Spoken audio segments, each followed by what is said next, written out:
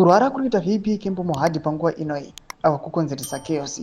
Nyika yese inoziva kuti VP Kembo Mohadhi zviri kuramba, even vakagara pama-addresses kana pama-rallies vanenge vachitokotsira nazoratidza kuti aiwa uyu mukuru uyu akufanira kunyasa kunozorora. Asati mashoko akubuda chogwa panguva ino zvinoonekwa kunzi kurwara kunoita VP Kembo Mohadhi kukonzera chaos, especially kune vamwe vari kuonekwa kunzi vachiri vechidiki kwaari vari palaini yekufaiwa noti vasubscribe like kuti on the bell icon. Timu Mzimu inobuda ichiposta VP Kembo Mohadhi naAnselm Msanyato zvamuri kuona izvi. Vaona vachiposta vaviri ava zvamuri kuona Kembo Mohadhi.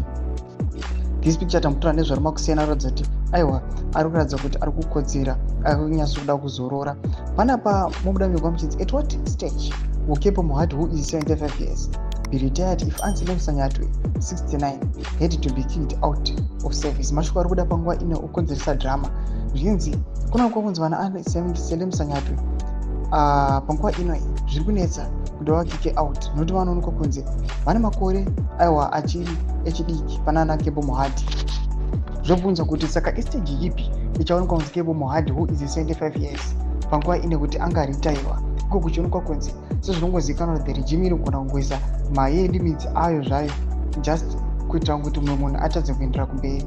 Panguva ine ndiyo nayo iri kutaurwa chinzi aiwa Anselm Msanyato panguva ine kufaya kwake kuchanetsa nokuda kwekuti kune vamwe vakuru vari kuonekwa kunzi vachiri kuda kuramba varimo muZANU-PF. ZANU-PF iri kuramba ichivachengeta varimo kuitira kuti ikwanise kuatena zvairi kuda kana magoals avo, zvoita kuti vafane vechidiki vakaita sevari kumenchina vana Anselm Msanyato vane ma69 years old zviri kunetsa.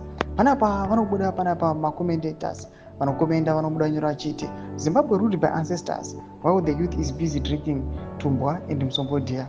Vanobuda nyora achiti ko Trump ati azorora here, Kembo is younger than a trumpet.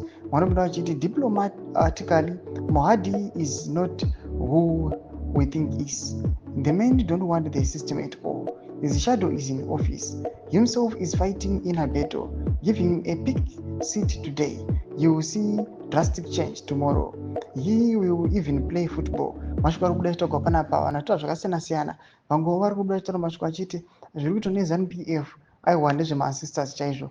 Kunoonekwa kunzi maold madhalas vanhu vasingachakwanisi vanenge vachingoramba vachinzi garai muofisi, asi unoonekwa kunzi mayouths ari kunzi ita zvinhu zvemusvuta musombodia and the likes. Vari kubuda vachitaura vachiti aiwa inyaya yekuti Mohadhi haasi kunakirwa nesystem iripo right now, mukamuisa aiwa pachopisa chepo anoita zvidavado. Imbotidza mafungiro enyu muri kudii pamusoro pechitiko ichi. Ndai comment section medu mafungiro enyu.